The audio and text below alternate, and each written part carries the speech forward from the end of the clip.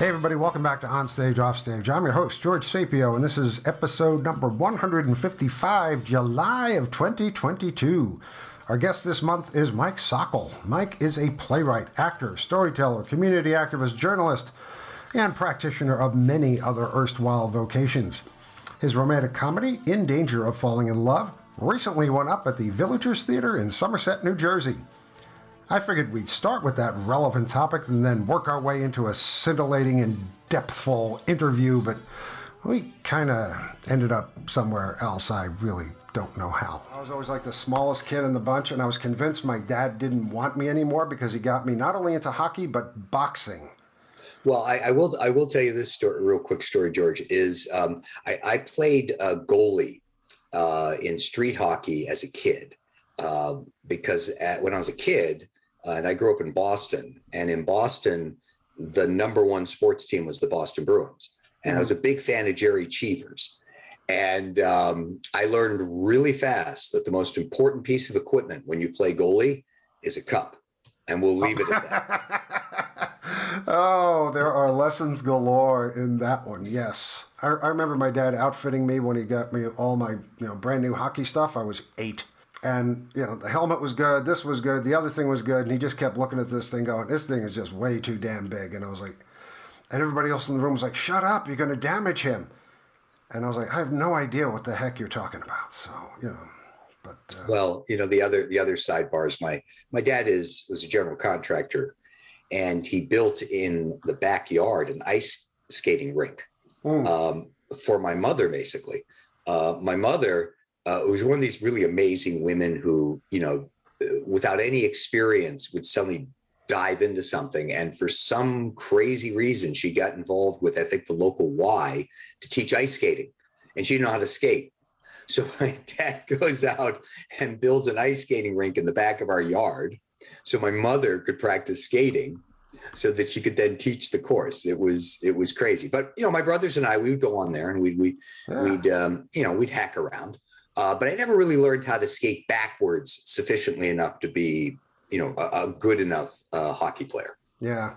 The thing that my dad did was after school, he'd pick me up and bring me to the ice skating rink. So I started out with hockey, moved into speed skating, did a little figure skating. It was the afternoons that my dad and I got to spend together, which were really, really cool. He was a That's great. Big sports person. But you just had a production, Dangers of Falling in Love, a romantic comedy. And yeah, okay. Well, actually, the title is, it was In Danger of Falling in Love. Most of us have been at one point there. But the premise is a little bit weird, I'm going to say, not to put any negative connotation on it, but can you talk us through what the basic premise for this play is? Yeah, sure. So I read this article in Psychology Today that talked about the chemistry of love. And I thought that was kind of interesting. The idea that, a lot of us think of love obviously in romantic terms, Cupid's up there and hits us with an arrow. Oh, we idealize everything. There's the man or woman I'm going to spend the rest of my life with. So what happened was I read this article. And in the article, it was talking about different chemicals and different processes that occur when you have that moment of attraction. And that moment of attraction is the first step, of course, to falling in love, falling deeply in love. We're talking. And one of those chemicals was called limerence. I had never heard of it. Okay. Yes, it's a chemical called limerence. And actually, I guess it's a real chemical. And I said to myself, wouldn't it be cool if you set up a scenario in which these two characters are trying to generate limerence in people artificially as a way of matchmaking? And that was the basis of the play. Set it in New York, set it in a scenario in which these two women who have been unlucky in love decide we're going to get all our friends together, and we're going to create these scenarios in which we're going to put ourselves in danger, be rescued, cause this limerence reaction, and see if it works. See if this is as one of the characters describes it, whether this is a real business model. Enter into this play a mystery, a couple that separates, but the husband has no idea why the wife has left. And the play, in many ways, is trying to figure out that mystery. But at the end of the day, what the play is really exploring is, how do we approach love? Is love really a natural thing, or is love an artificial thing? And even more importantly, what should love be? And I felt very good about the production. We did it out here in central New Jersey, in Somerset, a company called The Villagers. And they were wonderful to work with. And it's just wonderful when you see local theater pick up original works, and they're not afraid to run with them. Yeah, that is not too common a happening these days. Everybody's looking for something well known to fill seats with, get butts and seats, especially over the past couple of years, because theater has been in the crapper monetarily. So what did the audience think? I mean, what were the comments like after this? Well, we had really good audiences. We had 6 shows. Okay. And we had most of them were filled. And after the show, people came back and they liked it. They liked the theme. They liked the way the story was put together. As you know, George, the challenge in writing a play sometimes is you come up with this great idea, this theme you want to get across to your audience, and then you forget, well, this is about storytelling. So you got to have a story to keep your audience engaged. Otherwise, it's just an hour and a half of didactic dialogue. So I felt very good about the story. I felt very good about the actors that we had recruited. They provided very consistent performances, which is always a challenge in community theater. And the audience bought into the basic theme of the play. It went very, very well. I was very pleased. Good. Yeah, community theater is. I love community theater. A lot of my experiences have been with community theater back in beautiful downtown Ithaca, New York, where we had so many independent little theater companies running around. It was a joy to get people who wanted to be actors, who weren't professionals, who wanted their chance to, strut upon the stage and share the light, and just to say somebody else's words and to be somebody else for a while. And regardless of experience or talent, I think we had overall just wonderful experiences because people loved being up there.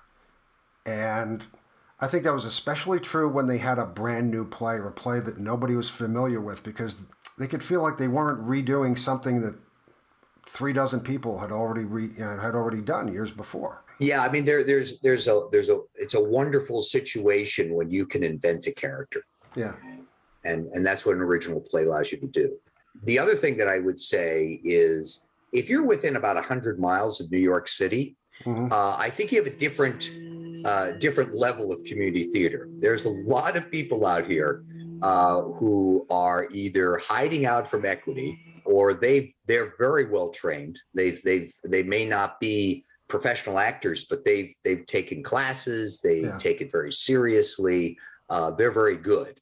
And so I found that the community theater in New Jersey, and I have a suspicion it's very similar in the New York City area and Connecticut as well, is very, very good. That doesn't surprise me at all. We had Cornell, we had Ithaca College, both of which are remarkable theater schools. But we also had some folks who were, as long as the subject was brought up, equity refugees, who said, yeah, please credit me as such and such else. And we're like, yeah, no problem. We can make this happen. How long have you been doing this? It's because I looked this up, and is it only 8 years you've been writing plays, or 8, 9 years now? Yeah, I started writing plays at the tail end of 2014. What happened was, as in life, everything is serendipitous. Oh, sure, For the first time in almost 30 years, I decided, hey, I'm going to try out for a play. So this theater group in my town, Homedale, New Jersey, was doing a production of A Few Good Men, which is a misnomer because that play needs more than a few men; it needs a lot of men. Yeah. And so I auditioned, ended up playing 4 different roles. And while I was in the process of the rehearsals, etc., one of the members of the company came up to me and said, "Look, our company is going to have a theater festival in a few months, and we're looking for plays. And why don't you write a play?" And I said, "Well, I've never written a play before." And he said, "Well, you're a writer. You could probably put something together." And I said, "Well, all right." And I actually had a few things dancing in my head anyways. I went home, and it just turned out to be a very natural process. I wrote a play in 4 hours. Are these full lengths? No, don't, okay. No need for people to panic, but they were 15-minute plays. I was about to quit the business. No, there were, but I have written full-length plays in about 6 weeks. Seems, and by the way, I think it's really important to point out that you can write the play in 6 weeks, but you could be editing that play for 4 years. Oh my gosh, In Danger of Falling in Love is a good example of that. I had the same experience that you had. I'm sorry for interrupting, but somebody said, "Why don't you write a play?" And I was like, "I've never written one." They said, "Well, go ahead." And I wrote it in 4 days, but I've been editing it for 30 years. That's the fun part of writing a play, is that plays, they continue to have a life of their own. But shortly after I finished the second play, I said to myself, I feel comfortable with this format. I've been telling stories all my life, as a journalist, in corporate communications, working as a community activist. It's been something that's in my DNA. So the storytelling I felt very comfortable with. Mm-hmm. And dialogue is, again, I have a good ear. I'm a speechwriter. And so I've been writing scripts for corporate leaders and political leaders for a long, long time. So when you put those two together as a format, it felt very comfortable. And I have a good visual eye. I have a sense of how things are going to look on a static stage. So I dived in and wrote my first full-length play, which is Horseshoes, which recently was picked up by Broadway Licensing and has worldwide rights now, which is incredibly exciting and just somewhat bizarre at the same time.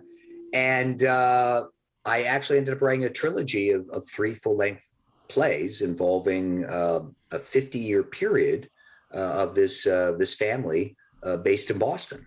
And then the cat's out of the bag. And I've written about 30 plays of all sorts. I have, for example, I've got this musical I wrote that a friend asked me to do, but I don't have anybody to write the music. So we could put that out as an appeal through your radio program. Does anybody want to help Mike write his music? Someone has a musical bent. Yeah. But it's been incredible. It's been an incredible experience. And I think people talk about, well, do you make any money off of it? Well, I think I've saved thousands of dollars in therapy. So I think I'm evening out. We're not in this for the money in case anybody outside the theater world is actually listening. But okay, all these plays in 8-9 years, the thought in my head is, why didn't they come out sooner? And it's like the dam broke open, and this tidal flood of creative writing just spilled out. I'm wondering why it was bottled up for so long, because you say you're a storyteller. Yeah, George, I don't think it was so much bottled up as much as the time is right. Yeah. And what I mean by the time is right is that there is a thing called experience. There is this thing called wisdom. There is this thing called maturity. And you reach a point in your life where you can see things in a different way that provides the perspective that makes what you write feel and look real. So some of the things that I'm writing now, I don't know if I could have written when I was 30. Could I have written them in a technical sense? Yes. Could I have written them with the depth that I try to incorporate in everything I write? I don't know. The other thing is, life intrudes, right? So there's this period in your life where you got family obligations, you got work obligations, you're building your life, you're paying your mortgage, and you may not be thinking about it. And I wasn't thinking about it. I had been very active in theater up into my mid-20s. And then I said, I got to put this aside because I've got all these other responsibilities in my life I've got to focus on. Yeah. And then when I started to pick it up again, this was another chapter in my life that had opened up. I had more time. I had the ability to say, okay, I can give this the focus it requires. So I think that's what happened. I don't believe that I had, you raise a really interesting question, George, because you could say, in the back of my head, I'm thinking, why did I wait so long? Yeah. Why did I, wait until I'm like 54, 55 years old to start writing plays? Why didn't I start this younger? And then I'd have maybe 100 plays, et cetera, et cetera. Yeah. Life doesn't work that way. No, it doesn't. The right time is the right time. Right. And for me, that was the right time. Glad it happened. So do I. Because it certainly seems like you've got no shortage of created worlds inside your head seeking corporeality in the world. It's amazing the way we tell stories, because we've been doing it since time immemorial. That's true. In fact, archaeologists say that we've been telling stories since we invented fire, because when before fire existed, we spent most of our days doing two things: either trying to find something to eat or prevent being eaten. Yeah. But once we invented fire, we were able to capture the night, and people were hanging around the fire. And that's when people started talking about what happened during their day. And then some people became very, very good at telling not just what happened during the day, but those mysteries, like what are those lights up in the sky, and gods and sure. and we became storytellers. We became storytellers. Well, we're constantly seeking explanations for things we don't understand. So, right, that's a large part of what storytelling is finding a way of representing the world in words that make sense to you, and hopefully they might make sense to somebody else. Speaking of storytelling, you've got such a checkered career when it comes to activities. You mentioned you were a journalist. You mentioned community activism. And I'm very, very interested in people who actually do community activism. Can you talk about that? I mean... Yeah. And the source of that is my parents. Okay. My parents, very, very active in their community, primarily through the clubs like Rotary, but they were also active in town meeting, kind of an archaic form of government in New England, where everybody in the town gets together and they hash out what's called a warrant, which is the basically how they're going to spend the money for the year. My dad was he was a trustee for the local football field, and led over a weekend a whole group of residents to rebuild the main building that was where they had the offices and everything like that. So my dad once said to me, I asked him, what have you found the most satisfaction in your life? And he said, the idea that I did something for someone else through community service. And then, of course, I think to be involved in politics, you do have to have a little bit of a ham in you. And what I mean by being a ham is not so much you want to be out front, but that you have enough arrogance that you think that there's a reason for you to be up front. You out front, you have something to offer that's going to be of value. Sure. I got involved in the school board in town. I've been on the school board for 12 years. This will be my last year on the school board.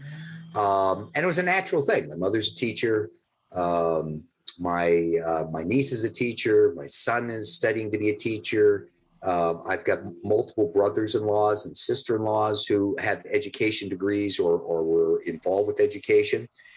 And one of the values about being on a body like this is you really get a chance to put your money where your mouth is. And for me, I've been an advocate for arts throughout the entire time I've been there. And one of the real elements of satisfaction for me is that we have expanded our arts program in the town. We've increased the number of acting classes. We've added dance. We've expanded our music programs. We've expanded our art program. When we recently went out to the community on a referendum, I was a very, very big advocate that some of that money was going towards the arts. And that gives me a tremendous amount of satisfaction. And you know, the thing about public services, I have a problem when people tell me there's nothing I can do. They wring their hands and say, there's nothing I can do. The politicians, you know, whatever. Hey, you know what? This is a democracy. We actually vote, and anybody can run for public office. Yeah. So I think people need to be active. I think if you have a passion, for example, we're talking about art. If you have a passion for art, get involved. Sure. Parent groups. Yeah. Get involved all across the board. And you'd be surprised what you can accomplish. There's always something you can do. Right. It might not be very big. It might be, you know, $10 to buy some new drumsticks for band practice or something. But then somebody will have those drumsticks. You could always make a speech at a town meeting in favor of, say, this is why we need arts, because, and then we could go on there for, days on that subject. I was at a conference that was sponsored by the Dramatists Guild, and a couple of the speakers were talking about they write plays primarily for the school market, and he was pointing out that when you think about it, you've got tens of thousands of school districts in the United States, right? And they all have an auditorium. And all of those high schools are doing 1 or 2 plays a year. They're doing a musical and they're doing a play. And the musical, we already know it's going to be Oklahoma. But the play could be anything. Okay. Yeah. And this guy had pointed out that he has had more productions than Neil Simon. And it makes sense. So, it really starts with, if you've got a play that's being performed by kids at the high school or the middle school, attend it, buy a ticket. If you've got a concert, go to it. And it's, in New Jersey, at least in New Jersey, I'm sure it's in other states too, there's a lot of competition too. So some of these plays then go into competitions with other schools, or individual performers compete against other individual performers in jazz or symphonics or singing or whatever. It's just a very, very vital and vibrant environment that we have here. Yeah, and that's a very good thing to hear, because it's one of those things on the agenda that is always in danger of being outvoted, or we don't have enough, we've got to get a new basketball court, or we don't have enough money because education in this country is so less than well funded. It's practically criminal. So keeping an arts program, which I consider to be one of the most important aspects of a young person's integration into life, because it teaches you to think, it teaches you to imagine, it teaches you to pretend, it teaches you to see things from different ways and different perspectives, and it teaches you to take a chance and be brave. And here's the irony, George. The great irony of all this is the human brain is built to absorb information visually and orally. Right. That's the primary way that it is able to understand what's going on around it. So when you think about that, music and visual arts are the most important forms of communication we have. Over the last 2 millennia, we have been basically focusing on written word. It's just that's what's happened. But the truth of the matter is, knowing how to communicate visually, knowing how to communicate through sound, those are absolutely critical skills, and skills that can be argued fall under the academic umbrella of schools. Absolutely. Yeah. Just getting it across and getting it funded and making it standard like history and math and English is a job we're still working on.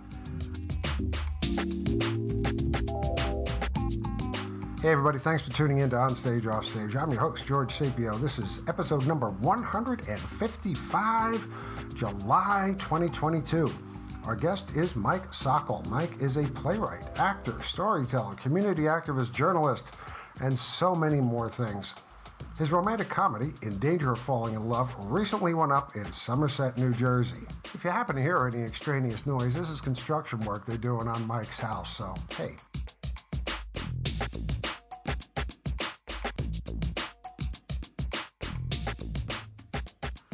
Having been a journalist, you mentioned that's a different, completely opposite to me, different form of writing than creative writing, because journalism, you need things like facts. You have to go research stuff. You have to tell things that can be verified. How does that inform your creative writing? Well, that's a really terrific question. In fact, I was thinking about that. Well, among the many terrific questions that you've asked, George, so I don't want to single out one. But it's really interesting that you bring that up, because I was thinking today, actually, that when it comes to reading, I like to read nonfiction. And if I read fiction, I like to read historical fiction. Right. And there's a core to everything that you create in art that has some basis of reality to it. If it doesn't have that anchor that can connect with an individual. Individuals need to connect to something that they can relate to, because there's a sense of reality to it. And so if you're looking for a field that helps hone the skills of reality, journalism couldn't be a better pick. But when I was a journalist, I always approached what I was doing from the perspective of, I have an audience. My goal is to communicate news to my audience, but I've got to do it in a way that's going to attract their attention. And I had to do it in a way where I had to get to the main information quickly, because you didn't have a lot of time. When you did a TV news story, you had maybe a minute and a half, minute 45 seconds. Yeah. And you had a lot of visuals. So, and radio, it's even less. So I think how journalism has helped inform me when it comes to creative writing is to look at the creative output and stop for a second and always look at it in saying, does this make sense? Is this the way the different characters would truly react to the situation that they've been put in? No matter how weird the situation might be, are they reacting the way they should? And that reality-based approach to creative writing has primarily been the driver for me. And I would say that, the time that I spent as a journalist, where you look for facts, where you piece the facts together into a narrative that makes sense and becomes the story that's going to get the point across to an audience. And by the way, can you go a little deeper? I mean, you may have a car accident as your story on the surface, but maybe the real story is, we've got a traffic problem in this part of town that needs to be corrected, and the city needs to get involved with it. Getting a little deeper into the surface is another thing that comes out of journalism. Yeah. One of the things that back in the days when I was teaching playwriting 101 for adults, I usually got one question over everything else was, I'm stuck. What do I do? And I usually came back with one of two answers. Do you have enough obstacles? And the second was, think about your play. Tell me about the who, what, where, why, and how. Make sure you can answer each one of those thoroughly, because that is your entire premise. That is the basis for everything. And a good play is like cutting-edge journalism in a sense, because you are literally cutting into the lives of maybe not real people, but people that represent real people, which is your goal. Well, I also had the privilege to teach at New York University public relations writing. Okay. And one of the things I used to tell my students all the time is writing is only part of the overall exercise. Editing probably is going to take up more of your time than writing. And everybody always says the same thing, which is, oh, I don't have time to edit. And I always say, you have more, you're going to lose more time if you don't edit than if you do edit. You know, editing actually saves you time. But the other thing I used to always talk to my students about was momentum.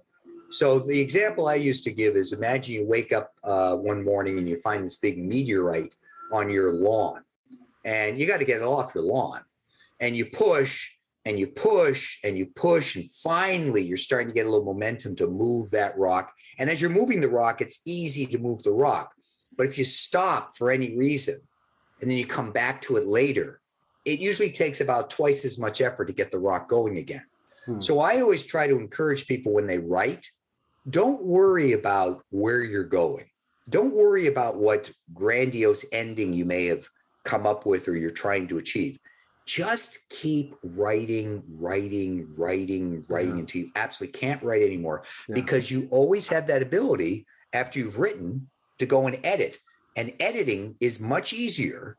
It's a much easier way of moving the rock than if you got to start from the beginning all over again. Yeah.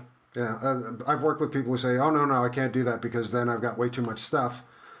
But for me, having way too much stuff is great because I can pick and choose. And I've actually put down things that I wouldn't remember later. Critical things that, just spilled out onto the page, a sentence here, a word there. And it's nice to have those so I can decide whether or not to keep them. Editing for me is, I don't know if it's more fun than actual writing or not, because I can spend, like I said, I've spent 30 years editing one play, and it wasn't that bad to begin with. But like you said earlier, experience, everything changes, perspective. Yeah, there's that old phrase, you have to learn to kill the little darlings. You have to do that sometimes. I know, I always lose my best joke without fail. Somewhere along, somebody says it doesn't work, it's funny, but you got to take it out. And I'm like, Listen, feedback is a skill, or what I don't mean feedback itself is good. Learning how to absorb feedback is a tremendous skill that everybody needs to learn, because I can listen to a whole bunch of people giving me feedback on a play, and I will see that one or two kernels that really make sense, and I'm going to seize upon it and its value. And if you go into feedback being too defensive and not accepting the idea that your perspective about your work is your perspective, not necessarily someone else's perspective, and their willingness to share their perspective is not an attack on your quality or an attack on your talent. It's just, here's another way to do it. I mean, nothing is more difficult for me than to give feedback to other playwrights. Not because I'm not afraid to help them, and not that I'm afraid they're going to get really huffy and never want to talk to me again. But I always have to hold back on, boy, you had this great idea. This is how I would have done it. And then it's not their play anymore. Right. So you've got to be very careful about framing your feedback in the context and the confines of what they themselves are trying to achieve as a playwright. It's a very tricky thing. I actually wrote a whole book on this subject because I became enamored with the process of workshopping. And I also ran across playwrights who were, I'm not letting anybody tell me what to write. And I was like, no, that's not how this works. Feedback has to be structured. Feedback has to be presented. The opportunity has to be presented where the answers need to be specific, narrow, and informative. Okay? I mean, you could get 25 things and, like you said, only pick out the kernels of 3, but those 3, all right, will help you. And it's tricky with feedback because so many people are just want to be, you need zombies. You got to put zombies in this because, and it's not the way it works. It's not the beneficial thing. You need to support the play. You need to support the playwright. and you need to give them perspective on what occurred to you without telling them how to rewrite. Yeah, absolutely. By the way, going back to something you'd said before about the timing of my involvement with writing plays, Yeah. something that has always driven me as well is the idea that life has a linear quality to it, meaning that you got to continuously find new things to get yourself energized. And I feel blessed that at this time in my life, I found this new thing. Yeah. And I wonder with great curiosity, what is the next thing that's going to come down the road that keeps me moving? If you don't feel like you're being productive and active and doing things, to me, it's worrisome. I like to be busy. I like to be constantly thinking. I like to be active, and I feel blessed that this came along to help me deal with that energy. It is a good thing to keep you thinking about the future, and especially I would guess for you right now, because the past year or two, I think, for you has been difficult, and the next couple of years for you are going to be difficult because you were diagnosed with cancer. That's correct. And yeah, so that's a really interesting challenge in the back of your head. I think one immediate response to my cancer diagnosis is I started focusing on writing a lot more shorter plays. but I was diagnosed with pancreatic cancer about 3 years ago. Actually, the scan that they took was on my birthday. What's really odd about that is I wrote a play only a few months earlier in which one of the major characters had the exact same thing happen. They had a scan on their birthday. In fact, it's one of the drivers behind the play, The Birthday Gift. So I thought that was pretty wild. Yeah. One of the things I kept telling people and have continued to tell people throughout this whole cancer journey is that you have to focus on what you can control. And the things that I can control are things like, what I eat, my exercise, my activities, and most important of all, my attitude. And my attitude almost from the onset has been, okay, I've been told I got cancer. There's nothing I can do about it. The best I can do about it is trust the medicine, trust my faith in God, and do my best not to let the cancer define what I'm going to do. And there have been ups and downs. And I recently mentioned to some folks that, there's that talk about you have good days and bad days. It's kind of a classic stereotype. Well, really, you don't. What you really have are these days that fall in the middle. And that's the battleground days that make or break you when you have cancer. It's the days where I'm not feeling super, super great, but you know what? I can plow through this and do something. And that's the secret. You have a choice. I mean, I could retire to my bed, and it's very comfortable there, and I could just wait for the knock on the door from the Grim Reaper. Or I could say, I'm plowing forward. I'm going to do things. I'm going to get active. I'm not going to allow this obsession on the end game. This what's going to be that final date. I'm not going to focus on that. I mean, we all have a final date, and I don't think most of us focus on it either. So it's one of those things where is it a bad break? Yeah, but I guess in some ways I finally understand what Lou Gehrig was talking about when he said he was the luckiest man on the earth.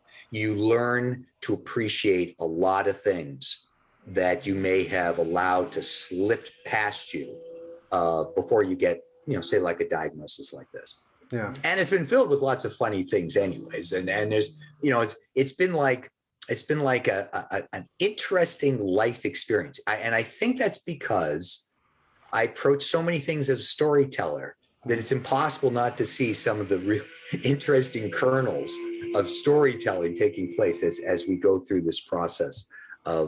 battling the cancer. And frankly, George, the fact that I'm here talking to you 3 years after diagnosis is nothing short of a miracle, since most people who get pancreatic cancer do not have that longevity. And I'm hopeful. I mean, apparently the odds are 5 years, it's 5 to 10%. Right. And I say to people, well, somebody's got to be in that 5 to 10%. Why not me? And that's as good an approach as I think anyone can take. Well, for the limited amount of time that I've known you, okay, which is less than a year, you've always come across as someone who knows what he wants, knows what he's doing, has very specific, definitive ideas about the way things should progress. You're not a person who's been indecisive, sitting around waiting for things to happen to them. You go out and you make things happen.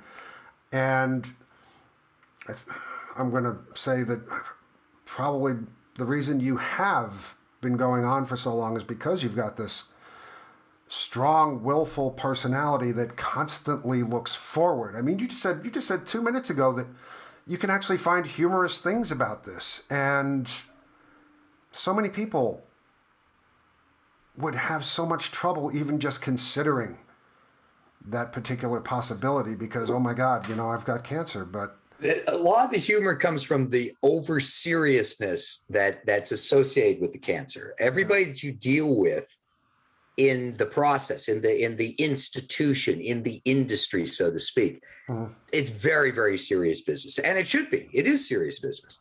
But it provides you with great opportunity to make fun of things and be contrarian. I go in to my sessions dancing, laughing, singing, saying crazy things, showing lots of energy to strangers. I could care less. But I think the one thing that sums it up the best was I was being interviewed for a clinical trial.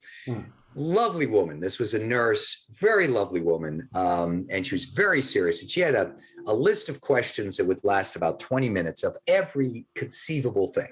And so she says to me, now you have to understand that if you take this drug, you cannot impregnate women. And I said to her, no problem. I'll just focus on menopausal women. And it's just so it's too easy sometimes when you're dealing with it. But one of the nurses on my medical team, she said something the other day, which I thought sums everything up about the way that I've kind of approached this and the way my treatment has gone. She says, you never stop surprising us.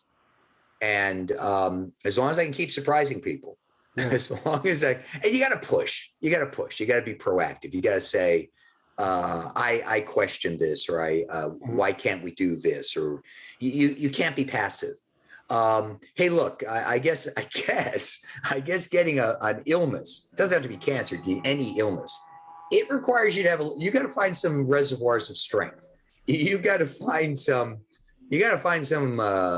some pretty big gonads sometimes. Sure. And I say to people, as it's not an easy thing, and I'm not belittling any of it, and I'm not saying that the way I've approached it is the way other people should approach it. But what I will say is, don't just immediately give up on yourself. You might surprise yourself with how strong you are, and at the same time, never give away those things you have control over, where you have some autonomy. Yeah. Always you're a human being. You're always going to be a human being. And you'll be a human being until they put you under the ground. And it's a shame. It's an absolute shame if you allow an illness or a misfortune or anything to distract you from doing the things you should try to do every day, which is make the most of every day and get as much value out of every minute that you're living on the earth. Yeah, that is wise and beautiful advice. And would that everybody in difficult straits could incorporate that and realize that. Mike Sockol, it's been a gift for you to be on stage, off stage, and I am saying thank you from the bottom of my heart from taking your time to be here and talking with us. We wish you all the best. We want to see more writing, because I know you're going to come up with some. And I wish you strength, but it seems like you've got an overabundance of it to begin with, so that's wonderful. I'm blessed. There's so many friends out there, and it comes from places that are unexpected. Just the other weekend or so, I was up at my college reunion, just up the road from Ithaca at Colgate University, and I was running into some of my friends who were in my class, and they were hugging me left and right, saying, "We've been following you. We're here for you. You're in our prayers. We're supporting you." And I often tell people, I know I'm in your prayers, because God tells me that his voicemail machine is constantly backed up and he's being mad about it. So cut back a little bit. Let's no, keep the prayers coming. And hey, George, it's been great. It's been great knowing you over the past year. And it's so funny that you're in Costa Rica, I'm here in New Jersey, and our primary connection point is somewhere in the UK. I've never figured out where all those people are, whether in Wales, the Midlands, London. I can't figure it out, but that has been such a wonderful experience as well. So thank you, George. Thank you so much. Anytime, Mike. Thank you. Hey kids, thanks for listening to Onstage Offstage. Onstage Offstage is produced monthly, and all of our shows can be found at onstageoffstage.org and also on iTunes and Spotify. If you enjoy what we do, please recommend us to your friends. Don't forget to like us on Facebook and follow us on Twitter at OnOffStage. And if you are a theater artist with an upcoming project of interest or know of someone in the theater who'd make some seriously good chat, by all means, send us a note at info@onstageoffstage.org. I'm George Sapio. Thank you once again for listening. And please, stay safe, be careful, not only for yourself, but for those with whom we all share this rock. And as always, happy theatering to all of you.